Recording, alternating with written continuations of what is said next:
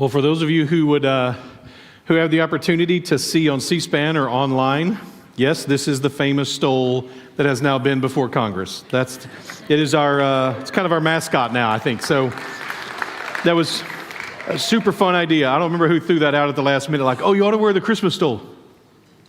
I was like, that is a great idea. So anyway, that was tons of fun. Thank you, Nathaniel and the rest of the team and the family. What a great opportunity, fun thing it was. If you don't know what I'm talking about, it's fine. You'll be fine. All right, so last week we started with the conversation of hope.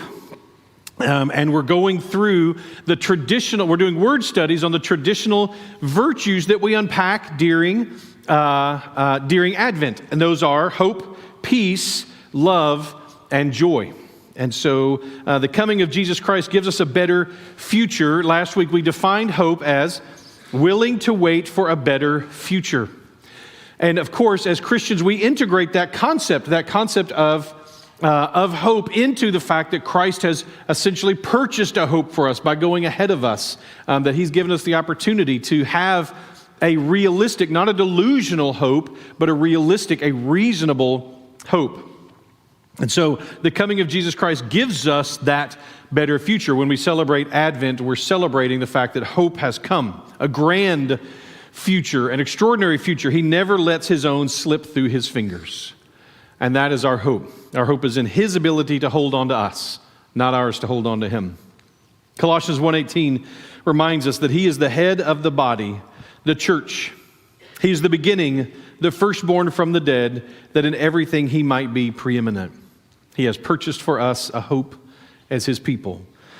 So we have a future based on his character and his work. Now, we can't see it yet. We've not fully realized it yet.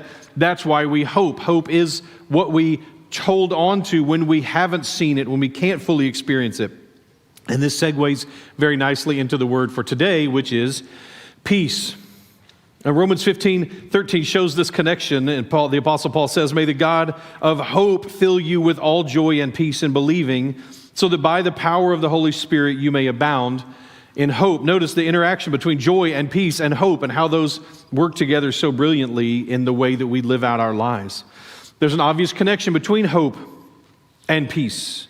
Now, I will also tell you some of my favorite sermons, my favorite ones of mine, are the ones during which the development of which my thinking is changed.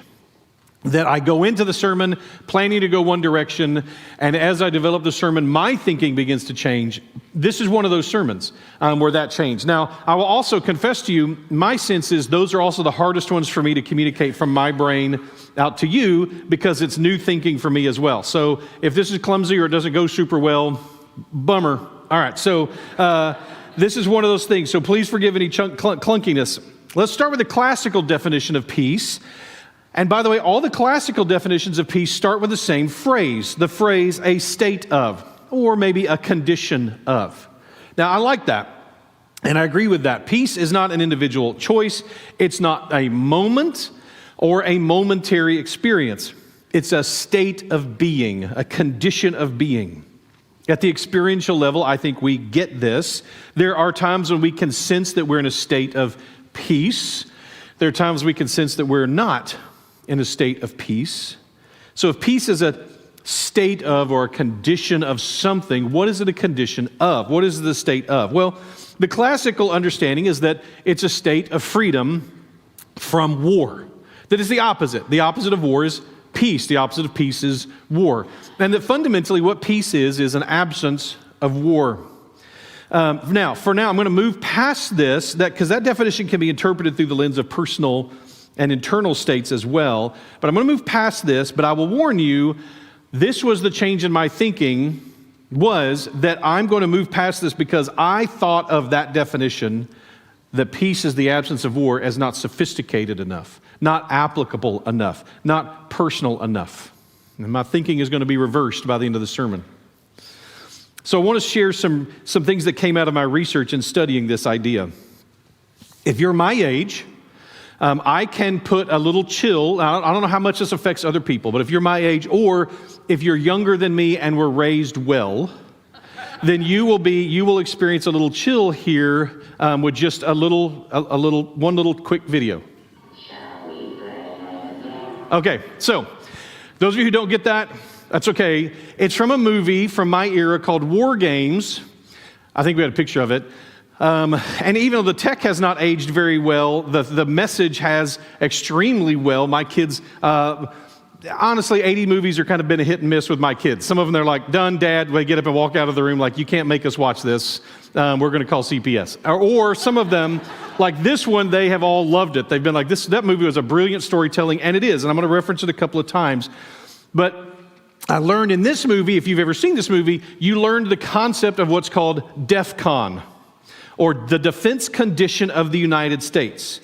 And so we learned this idea that goes from 5, which is, hey, we're all chill, we're good, nothing to worry about, all the way to 1, which is the state of war is now imminent, okay? And in the movie, you watch that change throughout the movie. It's really terrifying. So in looking at this, like, okay, peace is the absence of war, but it's also the state of condition of like, I sensed myself at peace. I feel at peace. And here's what's wild. What I learned is, in America, 5 at peace, 1 imminent war. We have, since the invasion of Ukraine, been at DEFCON 3. What? That made me a little nervous. My sense of peace was disrupted a little bit at the realization that the United States is in a state right now of preparing for war. That was wild. So you maybe have a little less state of peace in your heart right now that I've shared that with you. I know I did. So we're generally in this feeling of a state of peace because our major enemy nations and terror groups aren't currently threatening our well-being here in Tyler. We'll come back to that definition again, like I said. But first, I want to examine the personal and even emotional aspect of what we mean when we say we are in a condition of peace. If you ask someone, what do you think? I asked Emma on the way to church today, and she said, calm is what I think of with the idea of peace. Maybe tranquility, or stated as a negative, a state free of disturbance, right? Speaking of scary movie scenes, I wanted to find an image that showed tranquility, and everything I kept thinking of was water. I was looking for a nice pond or something like that, but in the end I found one that really stood out to me and spoke to me. Is just a very simple cup of water, right? And that's very tranquil. It's very, very peaceful. Okay, you can...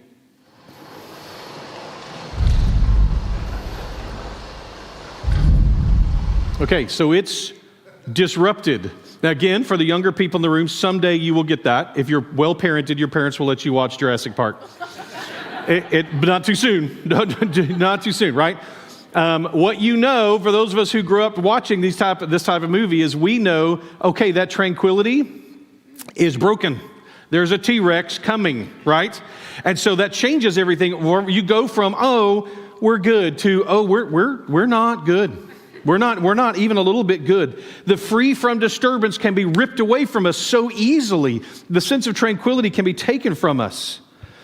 This is the from tranquil to disturbed is such an easy movement from one place to another. And what creates that disturbance, that sense of tranquility, what creates it? Well, maybe a news report, maybe social media, family stressors. Well, here's what's wild. How is it possible that we've come to a place where it almost feels ironic to teach about peace during the holidays? How have we gotten here? So we do a stress test in the therapeutic world where we just literally hand our client a piece of paper and they check off all the things they've experienced in the last 12 months. And you get a certain number of points. Divorce, 100 points. The big ones are 100 points, 150 points. And if you get over 300 within a 12-month period, you're going to have symptoms. You're going to have stress symptoms whether you know it or not. Well, here's what's wild. One of the things on that list is Christmas. Have you experienced Christmas in the last 12 months? You get 20 points. That's all of us. How did we get here where Christmas is enough of a source of stress that it goes on a list of the things that create chronic stress for us? That's wild to me. Clearly not the plan, not what's intention, right? Is it church responsibilities that are creating stressors for you? Like these are things that create stresses for us. This is what blew me away. There's a problem revealed in this, that a new piece of information can take away my tranquility In other words, probably the number one thing that's going to steal your feeling of peace is truth. That's a problem for a Christian definition of a virtue. That if you go, okay, my definition of peace is this sense of tranquility, and then I learned the truth about something, and all of a sudden my tranquility goes away, we need to call that, I think, tranquility, not peace. Because there's got to be something different about that. So my thinking began to change. Truth often disrupts a feeling of peace, this sense of tranquility. John 14:27, Jesus delineates between two types of peace. Peace I leave with you, my peace I give to you. Not as the world gives do I give to you. So he's delineating between two types of peace, or maybe between two types of giving of peace. Let not your hearts be troubled, neither let them be afraid. So what I need, if I'm going to define this correctly, is a concept of peace that is enhanced by the truth, not challenged by it. Something that from more than what we will from now on call mere tranquility. By the way, tranquility is a good gift. I'm not undermining it. It's a wonderful thing. When you intentionally create tranquility in your life, when you choose the disciplines that allow you to experience the feelings associated with peace, that's great. But we always have to remember that can be rightly taken from us at an instant. That can be truthfully taken from us. The world is not a safe place. We're going to get there. So back to the drawing board. So of course I go to the Greek. Irene is the Greek word for peace. Irene is also the name of the goddess of peace. Just like in the English, it can just mean not war, but it can mean an overall condition of good. But what I'm blown away by is, once again, just like with hope, the Greeks didn't have a high opinion of the concept of peace. And so that's why, just like with hope, you get these things that connect to it in the New Testament writers. In fact, one commentator said, when the writers of the New Testament use the word Irene, what they're thinking is the Hebrew word shalom, not the Greek concept Irene. First, 2 Thessalonians 3:16 says this, now may the Lord of peace himself give you peace at all times in every way. See, that's unpacking Irene through the lens of shalom. That definition doesn't work for Irene, but it does work for shalom. The Lord be with you all. Colossians 3:15. Let the peace of Christ rule in your hearts, to which indeed you were called in one body, and be thankful. So let's talk about that war thing that we're going to have to come back on. This is where my thinking began to change as I was working on this. So the world is not a safe place. You've probably picked up on this, right? With all the wonderful things about the world, and there are wonderful, amazing blessings in the world, like that we can experience a sense of tranquility. However, this is also can be a very scary world.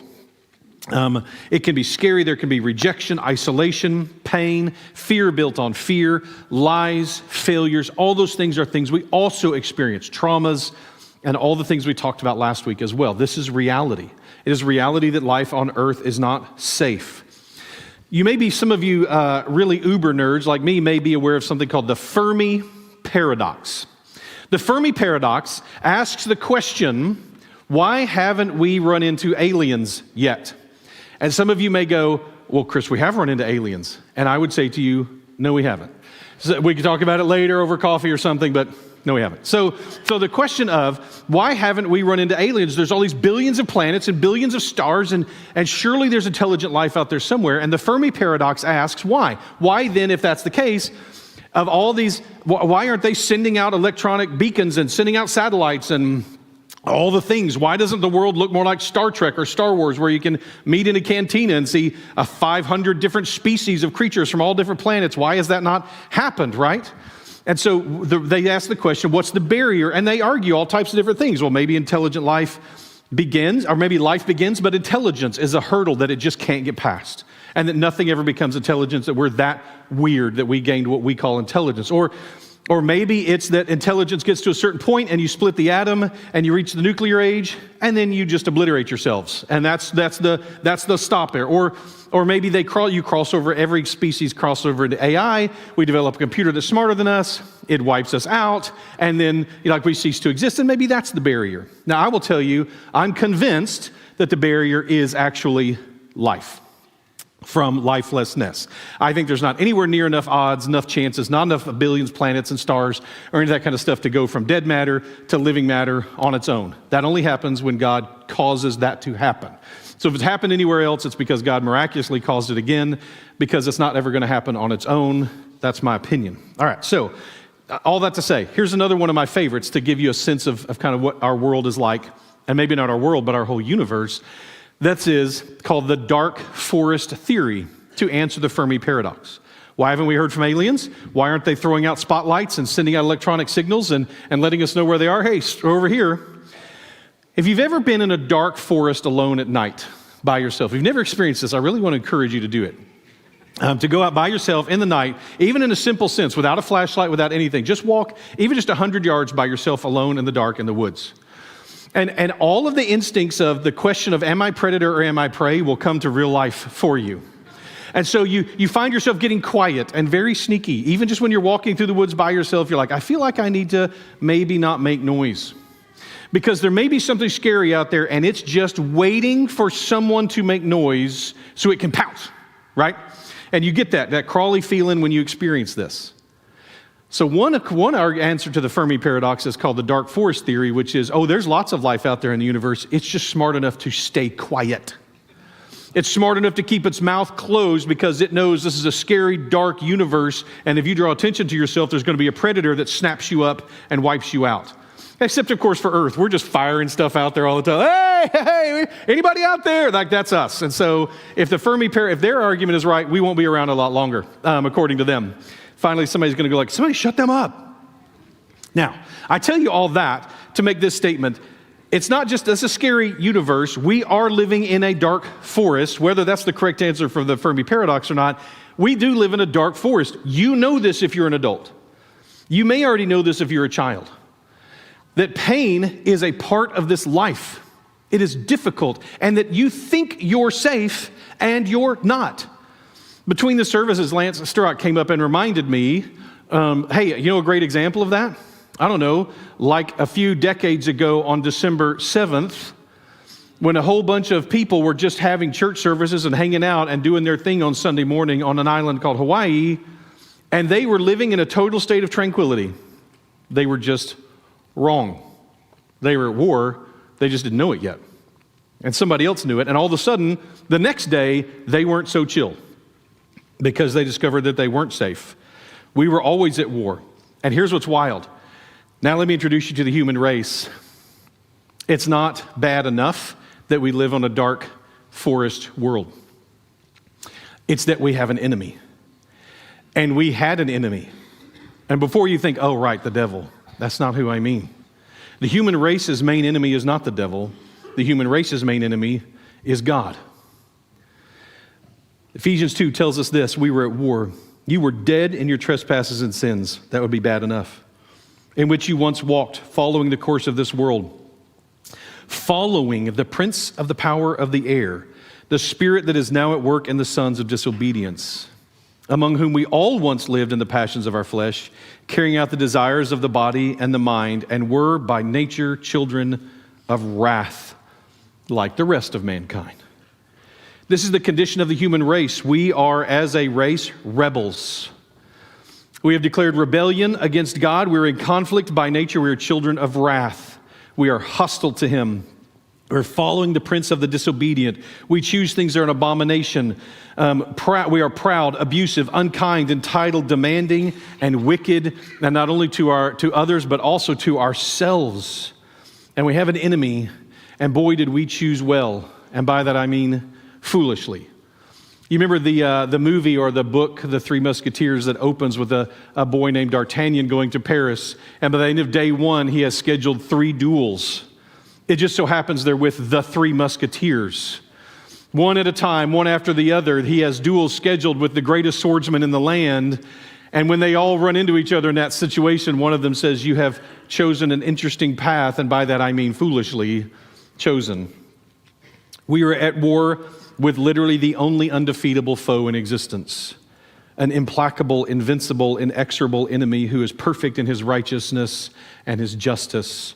So not only were we totally outmatched, we were also on the wrong side. We were the bad guys in the war against an invincible foe. This is the natural state of the human race. So let me show you the turning point in my thinking and my approach to defining peace. Philippians 4:4-7 starts this way. Rejoice in the Lord always. Again, I will say it, rejoice. That your reasonableness be known to everyone. The Lord is at hand. That phrase, the Lord is at hand, should evoke an emotion in you. And which emotion is fully dependent on what your relationship with that Lord is. What is your emotional, instinctual response to the thought of the mighty, unstoppable God showing up? Is it terror? Are you filled with fear at the thought of facing God? If you grew up in an unhealthy home with an abusive dad, you know that feeling. You hear him pull into the driveway, that is not a good thing. You find yourself panicked, wondering how you're going to escape. Him coming through the door is not a positive thing. You're trying to figure out, how do we separate? How do we divide out so that he doesn't catch us enjoying life without him? That's a terrifying thing, to be an enemy of an implacable foe. And when you're a child, dad can feel that way if he's an abusive dad. Well, here's the deal. If you know the Lord is going to show up someday and you're his enemy, you should have no peace about that. None. If you're the enemy of Almighty God, still you should live in a state of no tranquility. Lawbreakers get death. The wages of sin is death, he tells us in Romans 6:23. But for the believer, notice the radical change, because this passage is literally one of comfort. Rejoice. I tell you again, rejoice. The Lord is at hand. Verse 6, how it continues. For the believer, the Lord is at hand. This is the response. Do not be anxious about anything. Now, if you had a good relationship with a healthy dad, man, him coming home was good news. Dad's home. Yes, finally some fun for a change, right? Anyway, so that, but in everything, by prayer and supplication with thanksgiving, let your requests be known to God. Tell him everything. Open up your soul and your heart to him. Let him know about it. And the peace of God, which surpasses all understanding, will guard your hearts and your minds in Christ Jesus. He is the guardian of our peace. He's the guardian of our heart. He's the strong man who protects us in that. We make him known, let everything be known to him. Share those things. Why such a great difference? Terror to tranquility, fearful anticipation to eager excitement. Why? It reminds me of some shepherds. I don't know about you, but that's what I thought of. Sitting in the sheep one night, with their sheep one night, suddenly a messenger of the Lord appears. Their peaceful night is totally annihilated. It's just absolutely destroyed. I assume their terrified response, the look on their faces, inspired the angel's first words in Luke 2:10. And the angel said to them, "Fear not. You're okay. Don't be afraid. It's all right. Behold, I bring you good news of great joy that will be for all the people. For unto you is born this day in the city of David a Savior, who is Christ the Lord."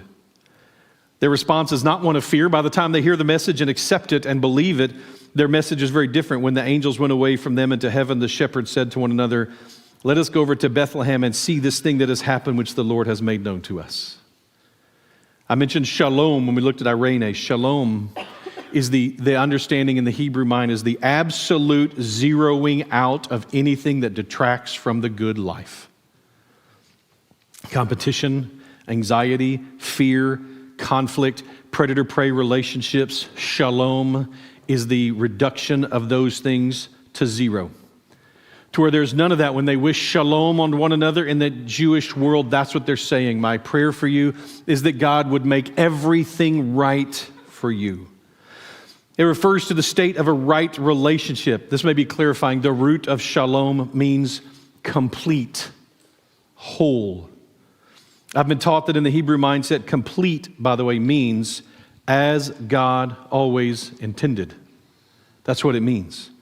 In other words, shalom is experienced when something is restored. Romans 5, verse 6 lets us know our stance. For while we were still weak, at the right time, Christ died for the ungodly. We faced God on a battlefield, and we were the weaker vessel. We were outmatched and outgunned, outmanned. We had no hope against him, so he came to us and offered terms of surrender at his own expense. This is the gospel. though we were at war with him and appropriately deserving of his wrath, he said, all right, I'll fix this.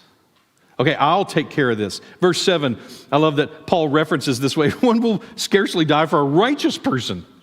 Okay, maybe perhaps for a good person one would dare to die. But God showed his love for us that while we were still sinners, Christ died for us. We were still rebels when he died for us. Since therefore we have been justified by his blood, much more shall we be saved by him from the wrath of God. For if while we were enemies, we were reconciled to God by the death of his Son, much more now that we are reconciled, shall we be saved by his life. That's an interesting word, reconciled. Meaning again, conciliation, to be friends. He restores us, he makes us his friends again as he always intended.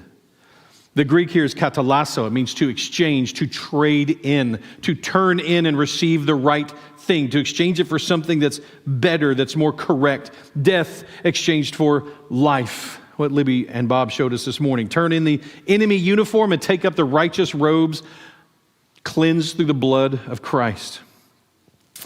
Paul says it this way in Colossians 1, for in him all the fullness of God was pleased to dwell, and through him to reconcile to himself all things, whether on earth or in heaven. What's the result? Making peace by the blood of his cross.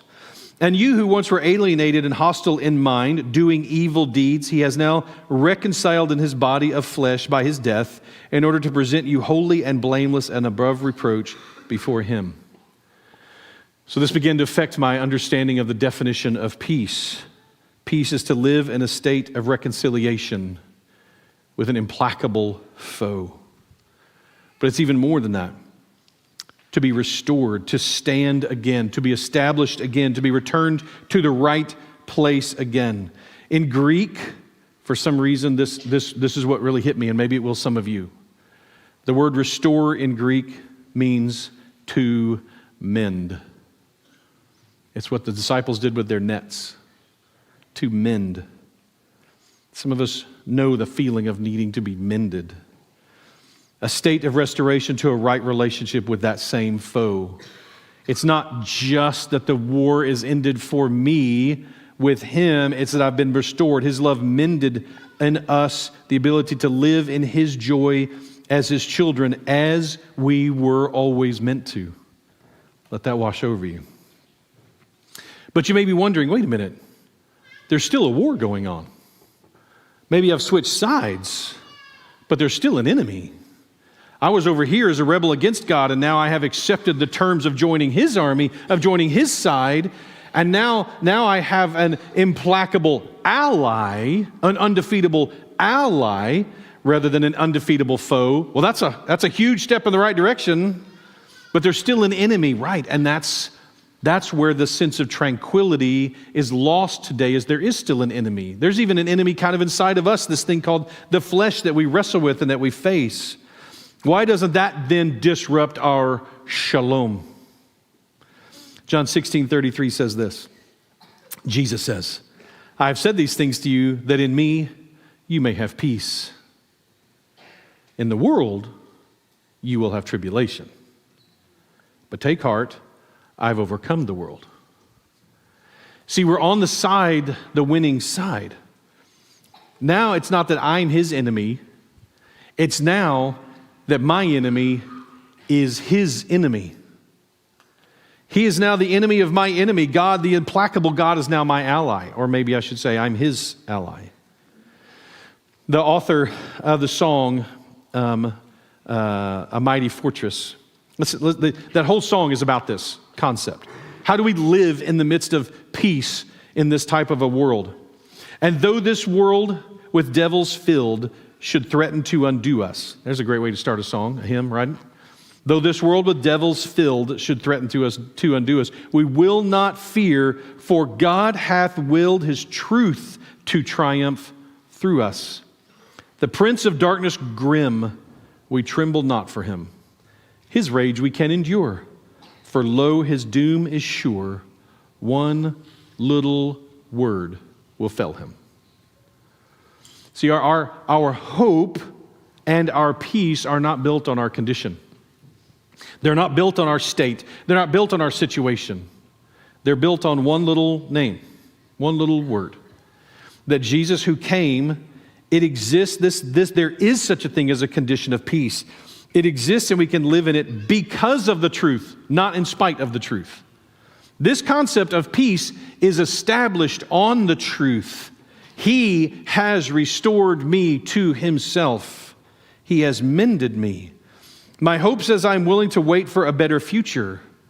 The peace that I can live in the meantime is living in the state of reconciliation with my greatest foe, my most dangerous enemy, God himself, and accepting his restoration of me as friends, as his son.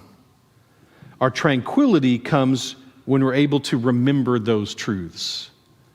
There's a peace that is found in the remembrance of those truths when we are restored and when we are reconciled, even when the world around us is falling apart. Remember the Ephesians 2 passage about how we were part of a rebellion against God? That we're part of a rebellion, we're following the prince of the disobedient. Like we are enemies and enmity and deserving of the wrath of a righteous God. Some of you know that's verses 1 through 3. And when we talked through Ephesians a few years ago, I spent a lot of time here because I think arguably the two most important words that ever show up written anywhere are the next two words that we see in verse 4. Some of you know what they are. What are they? But God. But God.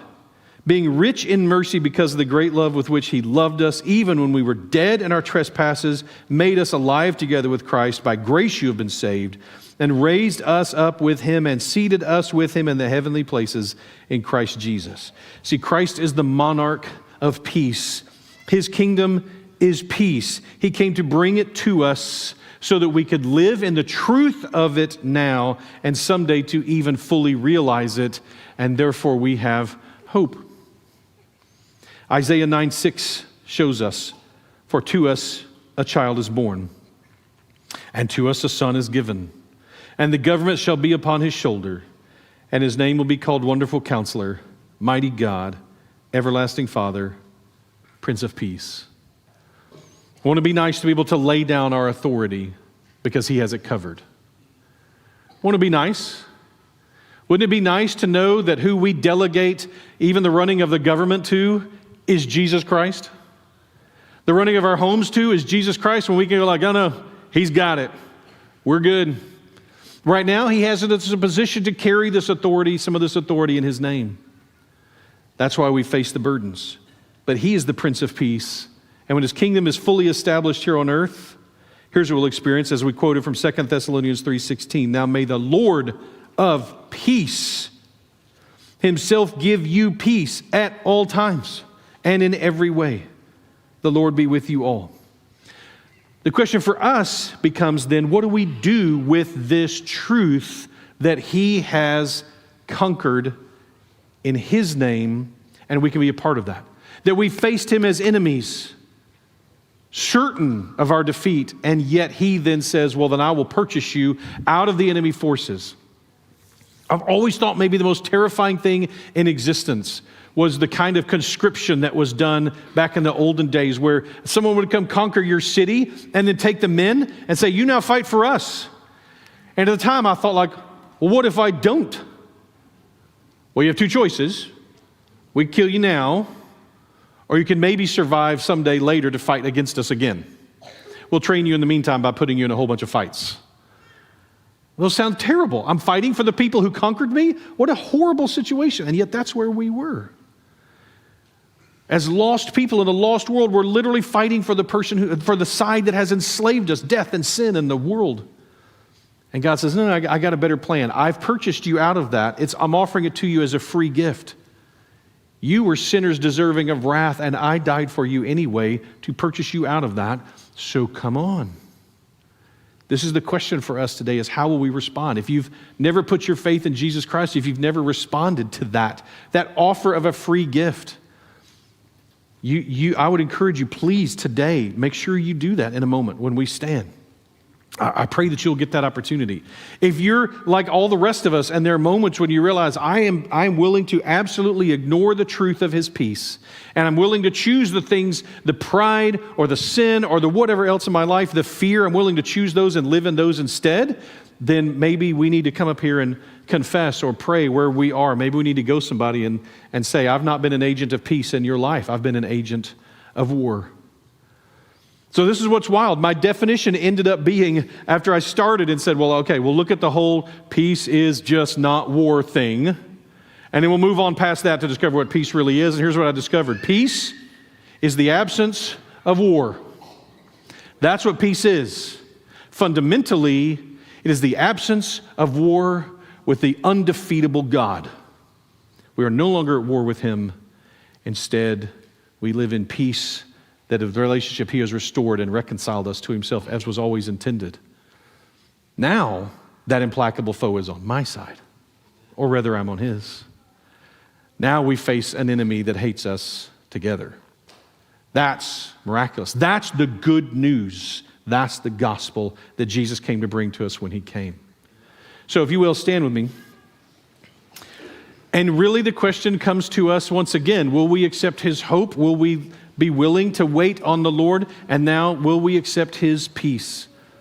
Not the peace of the world. Sometimes you'll feel tranquil and sometimes you won't, and sometimes you shouldn't. But we experience the truth of him having purchased us. And so there's a peace that we can experience living in the state of reconciliation with our greatest foe, and the restoration to the one who loves us beyond anything else that we could understand.